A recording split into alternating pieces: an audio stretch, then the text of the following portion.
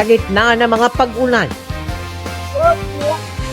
Hindi bababa sa 15 patay matapos matabunan sa magkahiwalay na pagguho sa Sarangani at Lanao del Sur.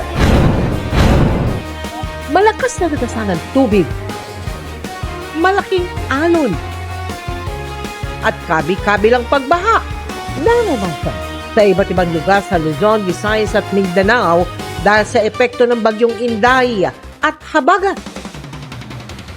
May namataang pang ipo-ipo sa Santa Catalina sa Negros Oriental.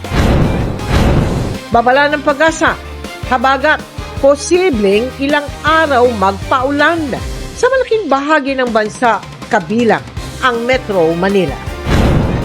Lalawigan ng Cebu, naka-heightened alert dahil sa ashfall mula sa Bulkan Canlaon. Senator Judge Robin Padilla umalma sa pambabatiko sa pagtatanong niya kay NBI agent John Mark Calilong tungkol sa orihinal na kopya ng online meeting kung saan nagbanta umano si Vice President Sara Duterte. Mga recording online, pwede nga bang tanggapin bilang ebidensya? Mga pagdalaw sa ospital kay Senator Dante Marcoleta na dapat naka-isolate, sinita ng Sandigan Bayan. PNP-CIDG, lilimitahan na raw ang mga papayagan.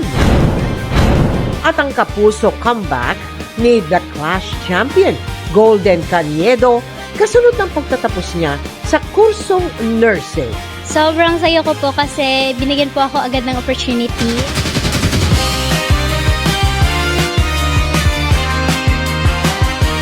Live mula sa GMA Network Center, ito ang 24 oras.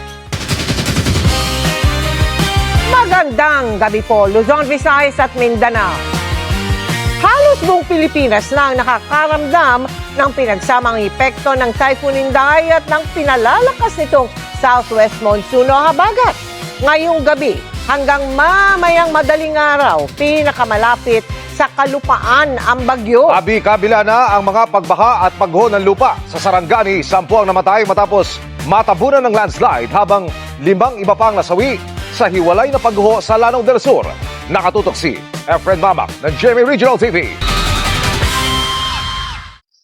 Pinagtulungang buhati ng kanyang mga kaanak ang lalaking ito na Sa pagpapatuloy ng 24 oras.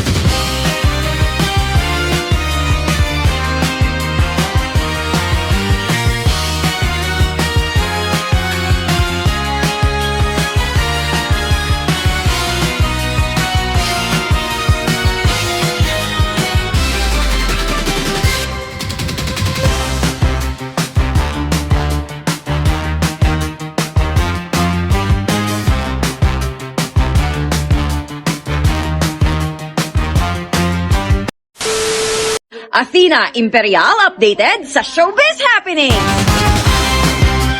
At yan ang mga balita ngayong Biyernes. Ako po si Mel Tiangco. Ako po si Emil Sumangil. Ito ang GMA News. Walang kinikilingan, walang pinoprotektahan. Noon at ngayon, serbisyong totoo. At dahil hindi natutulog ang balita, Nakatuto kami 24 oras.